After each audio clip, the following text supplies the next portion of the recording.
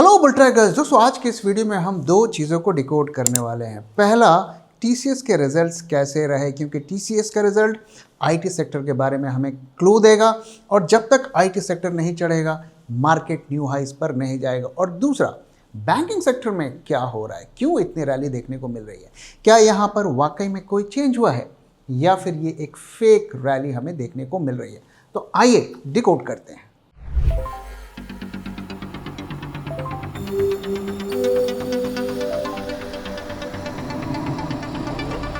जब मार्केट की हो बात, बेटर आस्क बुल ट्रैक। तो ये सबसे पहले ईरान के बारे में बात करते हैं। क्या वहाँ से फ्रेश एस्केलेशन हुआ है? तो अभी तक इसकी कोई खबर नहीं है। पिछले 24 घंटे में कोई मिलिट्री एस्केलेशन नहीं हुआ है। दोनों तरफ से एक जो अटैक्स हो रहे थे उसको रोका गया है। तो जैसा कि आप जानते हैं कि यहाँ पर मेजर एस्केलेशन हुआ है और इस वक्त जो एमओयू खतरे में पड़ गया है और ये डील पूरी की पूरी खतरे में पड़ गई है, लेकिन वहाँ पर फिलहाल कोई एस्केलेशन नहीं हुआ है।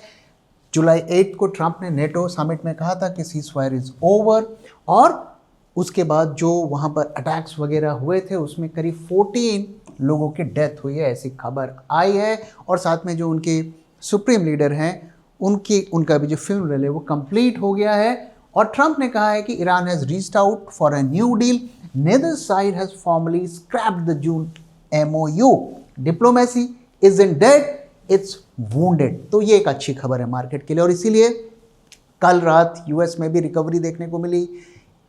नैस्डैक भी अप रहा, डाउ जोन्स भी अप रहा और आज सवेरे एशियन मार्केट्स भी ग्रीन में रहे, हमारे मार्केट्स भी ग्रीन रहे। तो ये एक थोड़ी सी एक रिलीफ की बात है, लेकिन अब देखना है कि फ्यूनरल कंप्लीट होने के बाद क्या होता है। जैसा कि हमने पिछले कई दिनों से देखा कि सीज फायर होती है, सब कुछ ठीक लगता है, फिर कुछ ना कुछ खटपट हो जाती है। सो जो दो बड़े इश्यूज हैं वो अभी तक अनरिजॉल्व हैं। हॉर्मुज़ पर को कौन कंट्रोल करेगा, ईरान टोल लेगा नहीं लेगा, इस पर कोई एग्रीमेंट नहीं है। न्यूक्लियर पे भी कोई एग्रीमेंट नहीं है। सो बीच बीच में बेशक हमें रिलीफ मिलती है, लेकिन उसे हम परमानेंट रिलीफ नहीं मान सकते जब तक कि वो जो 60 दिन का विंडो है जिसके बाद वो डील साइन होनी है वो नहीं हो जाता। सो आगे क्या होता है इसको प्रेडिक्ट करना बहुत ही ज़्यादा मुश्किल है। फिलहाल के लिए थोड़ा थोड़ा हमें सिचुएशन वैसी ही देखने को मिल रही है।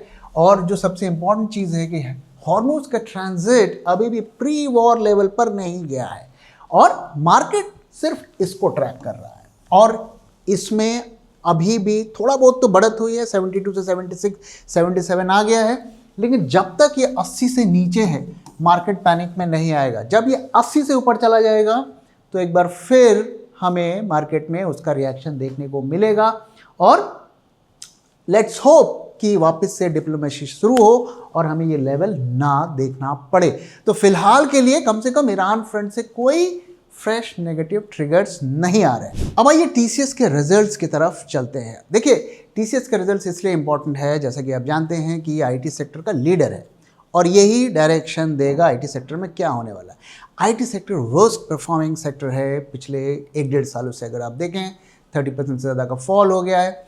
जब तक आईटी सेक्टर में हमें बड़ी तेज़ी नहीं देखने को मिलेगी, हमारे मार्केट्स ऑल टाइम हाई नहीं जाएंगे। और एक जो बड़ा रीज़न है कि हमारे मार्केट्स वर्ल्ड के वर्स्ट परफॉर्मिंग मार्केट्स हैं, उसकी वजह ये है कि आईटी सेक्टर नीचे जा रहा है। सो अब टीसीएस के रिजल्ट्स आए हैं और 14% का रेवेन्यू ग्रोथ देखने को मिला है। इसको देख के ज़्यादा खुश नहीं होना है क्योंकि ये रूपी के नंबर्स हैं और हम जानते हैं हमारी करेंसी जो वीक हुई है। तो अगर हम डॉलर में देखें सो करीब 3% का ग्रोथ हमें वहाँ पर देखने को मिला है। सो 5% का ग्रोथ भी सेक्टर नहीं दे रहा है। 5% का करीब ईयर ऑन ईयर इन्होंने प्रॉफिट भी शो किया है और सेक्टर ऑन सेक्टर देखेंगे तो ग्रोथ ऑलमोस्ट फ्लैटिश टाइप की देखने को मिल रही है। तो यहाँ पर इसीलिए अगर आप देखेंगे तो स्टॉक प्राइस में कोई मेजर रिएक्शन देखने को नहीं मिला। एक तरीके का रिलीफ देखने को मिला है कि चलो कम से कम कोई नेगेटिव न्यूज़ नहीं आई है। सो ये एक मैं कहूँगा कि टेम्पररी एक रिलीफ है। अब आगे देखते हैं कि इसका फर्दर रेपिटेशन होता है कि नहीं होता है। तो 12 रुपीज़ का डिविडेंड इन्होंने इंटरिम डिविडेंड अनाउंस किया है और जैसे कि मैंने कहा कि क्वार्टर ऑन क्वार्टर भी इनके जो है फ्लैटिश ग्रोथ हमें देखने को मिले। तो सिक्वेंशली भी ग्रोथ काफ़ी कम है और ये ग्रोथ रुपया में है। सो अगर आप डॉलर में कन्वर्ट करेंगे तो ये और भी कम हो जाएगा। तो नंबर्स को देखकर आप सिर्फ यही कह सकते हैं कि चलो यार कम से कम इससे बुरा तो नहीं हुआ। तो वो जो लेवल है उसको कंपनी मेंटेन कर रही है। अब यहाँ पर जो चीज़ हमें देखने वाली है, अगर इसको हम इसके थोड़ी बिगर पिक्चर को देखें तो क्या देखने को मिलता है। जैसा कि मैंने कहा कि एक जो फियर फैक्टर था कि पता नहीं कैसे रिजल्ट्स आएंगे, बहुत बुरे ना आ जाएं, तो कम से कम वो अब नहीं है। Okay, so the street braced for flat revenue and the sharp margin dent from wage revisions neither showed up in the print. So जो स्ट्रीट एक्सपेक्ट कर रहा था कि रेवेन्यू तो फ्लैट आएंगे और मार्जिन पूरी तरीके से हिल जाएगा, कम से कम होता हुआ नहीं देखा। कम से कम रुपए में देखें तो रेवेन्यू में ग्रोथ देखने को मिला है। AI deals took center stage, management paid the numbers with major AI led deals। आगे हम इसके बारे में बात करेंगे। तो काफ़ी फोकस कंपनी ने AI नंबर्स को दिया है, उसको अलग से कोट किया है, उसके डिटेल्स को शेयर किया, ये अच्छी बात है और ये बता रहा है कि कंपनी AI के तरफ फोकस्ड है। और CEO ने कहा है growth momentum intact despite geopolitical macro economic headwinds. और ग्रोथ तो हुई है, कम से कम अगर हम करेंसी के बेनिफिट को भी हटा दें तो भी थोड़ी बहुत ग्रोथ हुई है, कम से कम नंबर्स को उन्होंने मेंटेन कर लिया, तो ये पॉजिटिव है। अब यहाँ पर अगर हम देखें दूसरी चीज़, the bellwether set the season stone the fear trade in Indian IT just lost its anchor. तो जो एक फियर का माहौल था कि बहुत बुरे रिजल्ट्स आएंगे, कम से कम अब वो हम नहीं कह सकते। तो ऐसे आपके परफॉर्मेंस ड्रॉप होता जा रहा है, अभी आप थोड़े फ्लैटिश जोन पर आ गए। अब यहाँ से आगे अपटिक होगा या नीचे जाएगा, ये तो देखिए आने वाले क्वार्टर्स में पता चलेगा। अब हमें जो चीज़ देखना है, watch the next print for AI deflation assumptions, data centre capex and GCC revamp commentary. अब ये जो चीज़ है ना, इसी से मार्केट को सबसे ज़्यादा होप है और सबसे ज़्यादा डर है। कैसे, मैं आपको बताता हूँ।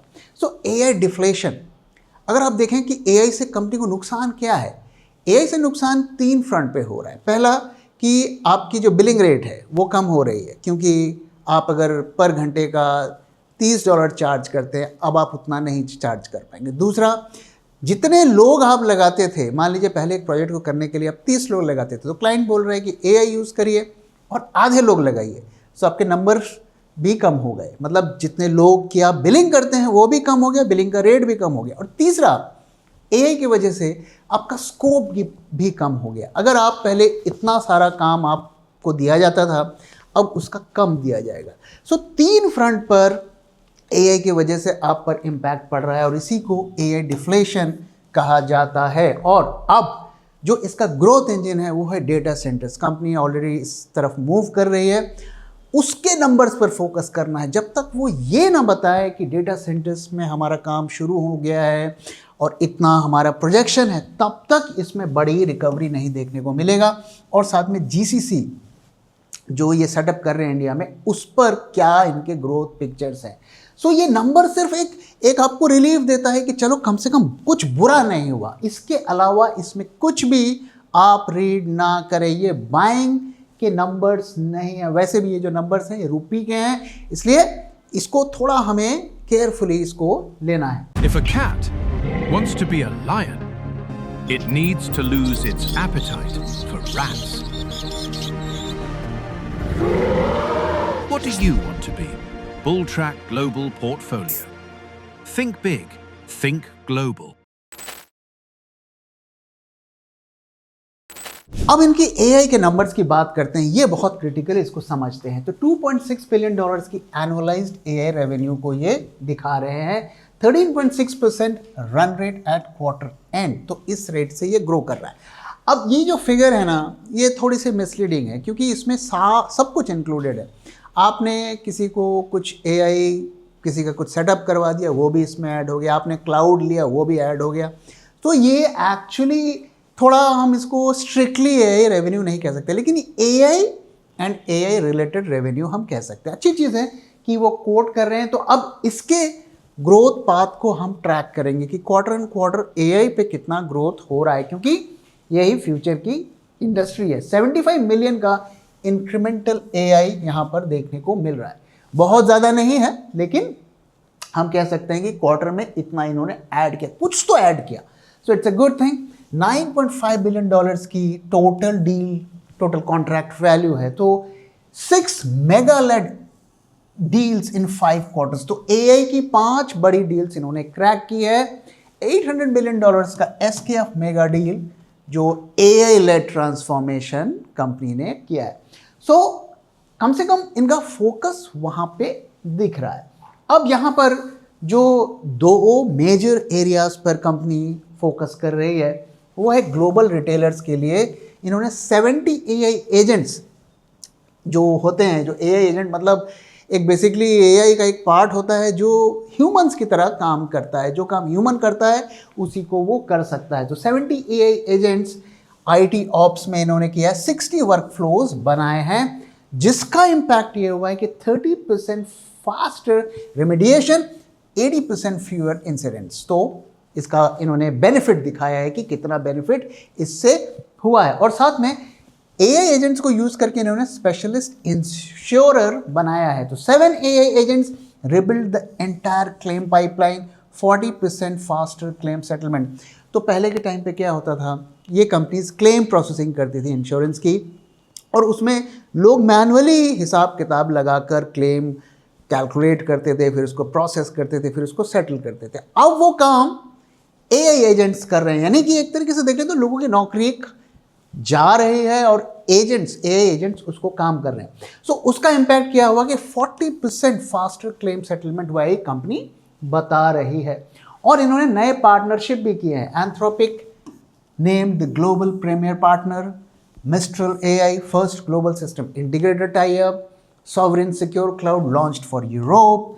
प्रोडक्टिविटी, सीईओ ने क्लेम किया है कि 10 to 15% from day 1 versus usual 3 to 5%। तो प्रोडक्टिविटी भी बढ़ रही है। Forward deployed engineers new role target 1% of the base. तो यहां पर आप देख सकते हैं कि कंपनी नए नए पार्टनरशिप भी कर रही है एआई के फील्ड में। और दूसरी चीज़ क्या है कि जो उनके सीईओ उन्होंने ये भी कहा कि हमने एआई के से जो हमको बेनिफिट हो रहा है इसको प्रूव करने के लिए हमने 14,000 लोगों को हायर भी किया। लेकिन ये थोड़ी सी स्टोरी मिसलीडिंग है, क्योंकि जो एआई इम्प्लीमेंटेशन के लिए उन्होंने लोगों को ज़्यादा हायर किया है, कैंपस जो फ्रेश हायर्स होते हैं, ना कि बड़े स्केल पर इंजीनियर्स को हायर किया है। इससे पहले उन्होंने बड़े स्केल पर लोगों को ले ऑफ किया और उसके बदले में लो पेइंग जो इंटर्न्स होते हैं, फ्रेशर्स होते हैं, कॉलेज के जो फ्रेश पास आउट्स होते हैं, उनको हायर किया है। तो ये कोई बहुत ज़्यादा पॉजिटिव इंडिकेशन हमें नहीं दे रहा, लेकिन अच्छी चीज़ यहाँ पर यह है कि वो कम से कम फोकस दिख रहे हैं कि हमें एआई के फील्ड में करना है। अभी तक अगर आप मेरे से पूछेंगे, एआई के फील्ड में कोई बड़ा ब्रेक थ्रू कंपनी ने नहीं किया है, लेकिन कम से कम वो इस बारे में बात कर रहे हैं, सोच रहे हैं, ये एक अच्छी बात है। अब आइए दूसरे सेक्टर की तरफ चलते हैं। बैंकिंग सेक्टर ये 30% से ज़्यादा का वेट होल्ड करता है, और अगर इसमें तेज़ी आएगी तो मार्केट फिर और में तेज़ी हमें देखने को मिलेगी। तो ये सेक्टर अभी पिछले दिनों से काफ़ी चल रहा है। तो एक तो यहाँ पर ईरान वॉर के सीज फायर के बाद इस पर हमें पॉजिटिव इम्पैक्ट देखने को मिला, क्योंकि ये जो बॉन्ड्स होल्ड करते थे उनमें इनको काफ़ी लॉसेस हो रहे थे, क्योंकि जो बॉन्ड में जो ये महंगाई बढ़ रही थी, पेट्रोल के प्राइसेस बढ़ रहे थे, उसका इम्पैक्ट उसमें देखने को मिल रहा था। एमटीएम लॉसेस उनको हो रहे थे, अब वहाँ पर रिवर्सल देखने को मिल रहा है। तो एक पॉजिटिव फैक्टर क्या है कि ईरान की लड़ाई में सीज फायर हो गया, पेट्रोल कूल डाउन हो गया, उसका इम्पैक्ट देखने को मिल रहा है। और कितना इम्पैक्ट देखने को मिल रहा है, तो 10 ईयर जीसेक एट 6.75% डाउन और 37 बेसिस पॉइंट का ड्रॉप देखने को मिला है इन 6 वीक्स, जो कि 4 मंथ के लोएस्ट लेवल पर है। सो इसका बेनिफिट उनको हो रहा है। तो उनके पोर्टफोलियो में जो बॉन्ड में लॉसेस देखने को मिल रहे थे वो कम देखने को मिल रहे हैं। सो उनके जो प्रॉफिटेबिलिटी है बैंक की वो बढ़ेगी। और इसका ड्राइवर क्या है, तो फॉरेन मनी इंडियन बॉन्ड्स में आनी शुरू हो गई है। $365 billion of FII buying since June पिछले महीने में हुई है वाया फार रूट, क्योंकि एक नया ब्लूमबर्ग का ग्लोबल एग्रीगेट इंडेक्स इंक्लूजन, तो उन्होंने एक इंडेक्स बनाया है बॉन्ड का, उसमें इंडिया के बॉन्ड्स ऐड होंगे। तो बॉन्ड अगर ऐड होंगे सो उसमें बाइंग होगी, पैसा आएगा, तो ये करेंसी को भी इम्पैक्ट करेगा। Banks hold 18% of deposits in G-Secs, falling yields mark the book up, a direct boost to other income book value. So मोटा मोटा इसको अगर आप ज़्यादा कॉम्प्लिकेट ना करें, सो बॉन्ड के जो उनके MTM के जो लॉसेस थे वो कम हुए हैं, इसका फ़ायदा उनके रिजल्ट्स में देखने को मिलेगा और इसीलिए इसमें बाइंग होती हुई दिख रही है। जून के महीने से अगर आप देखें सो वहाँ पर बाइंग हुई है। और दूसरा जो इम्पैक्ट किया है, एक तो RBI मल्होत्रा ने कहा कि जो रेट हाइक है वो प्री मैच्योर है, ये उन्होंने ऐसा कहा। साथ में मैंने आपके साथ शेयर किया कि किस तरीके से फेड भी ऐसे पैतरेबाजी कर रहा है कि वहाँ पर रेट कट्स का माहौल बने, क्योंकि उनको अपनी AI इंडस्ट्री को बचाना है।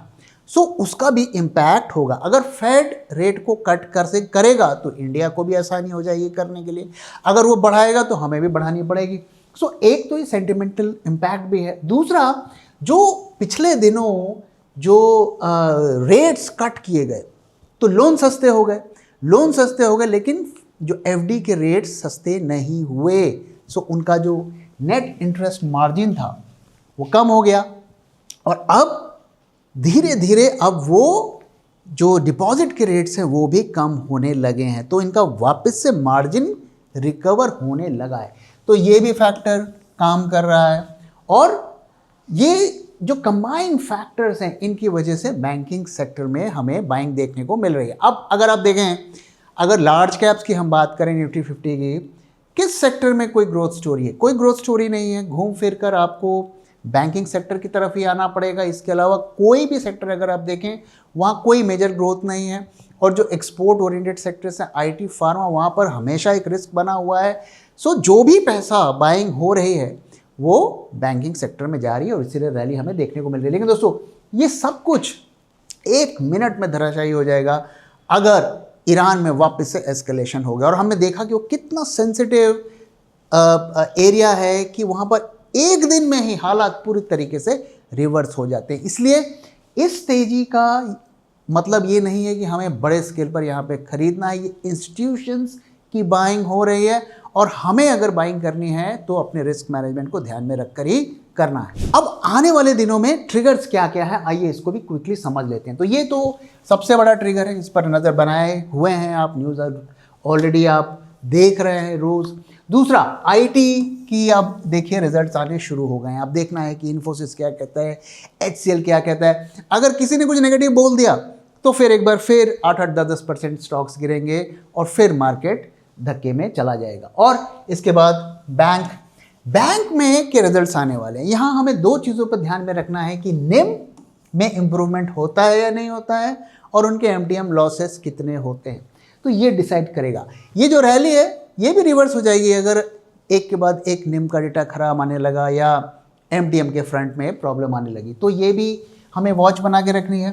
इसके बाद फेड, ये सबसे इम्पॉर्टेंट पार्ट है और इस महीने के अंत तक फेड की पॉलिसी आनी है। देखना है वो क्या कहते हैं। अभी तक जो हमारा एस्टिमेट है कि वो इस जोड़ तोड़ में लगे हुए हैं कि कैसे हम रेट्स को कट करें, लेकिन ये ऑलरेडी मार्केट में प्राइस इन हो चुका है। अगर एक नेगेटिव सरप्राइज आता है तो दोबारा से रिवर्सल देखने को मिलेगा। और इसके बाद बॉन्ड्स में कितने पैसे आते हैं ये भी देखना। हमने देखा पिछले दिनों की सरकार ने कुछ कदम उठाए, बॉन्ड में ज़्यादा पैसा आए, तो देखते हैं कितना पैसा आता है। इससे करेंसी पर भी इम्पैक्ट पड़ेगा। और आपको अगर इसको ट्रैक करना है तो आप USD INR को ट्रैक करिए। अगर ये 95 से नीचे सस्टेन होता है तो इसका मतलब बॉन्ड्स में इनफ्लो हो रहा है और ये बहुत इंपॉर्टेंट है। रेट डेफिसिट फिलहाल के लिए थोड़ा जितना हमें डर लग रहा था उतना होता हुआ नहीं दिख रहा है। L9O के भी अभी तक इम्पैक्ट विजिबल नहीं है।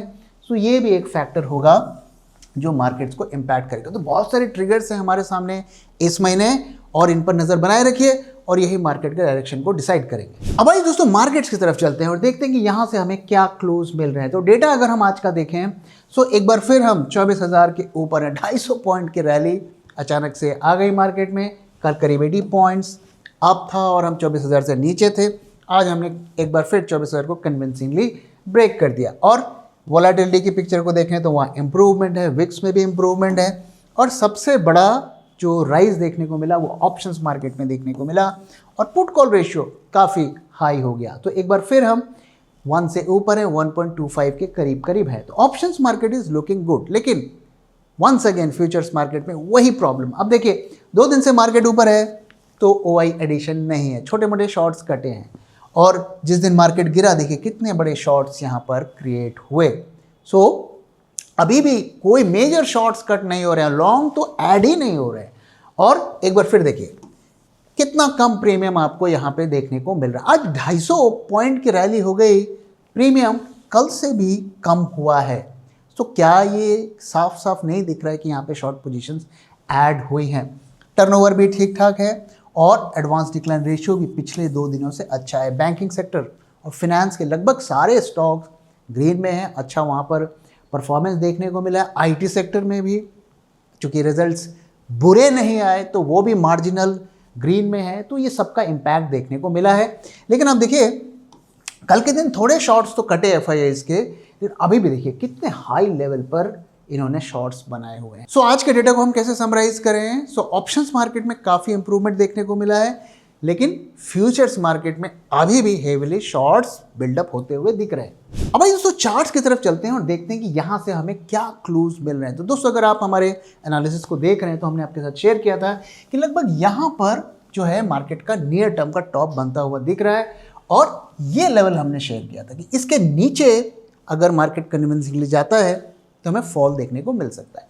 और एक ही दिन में इसने बड़ा फॉल दे दिया, और इसके बाद हमने ये भी शेयर किया था कि अभी टेक्निकल बाउंस का सीन बनता हुआ दिख रहा है, और अगर आप शॉर्ट साइड पे हैं तो आपका ये नियर टर्म का स्टॉप लॉस होना चाहिए, और ये भी वीक स्टॉप लॉस है, क्योंकि अगर आप देखें तो इसके बाद जो आपका शॉर्ट साइड का स्टॉप लॉस है वो यही बनता है, यही की लेवल है, बीच में कोई की लेवल नहीं है।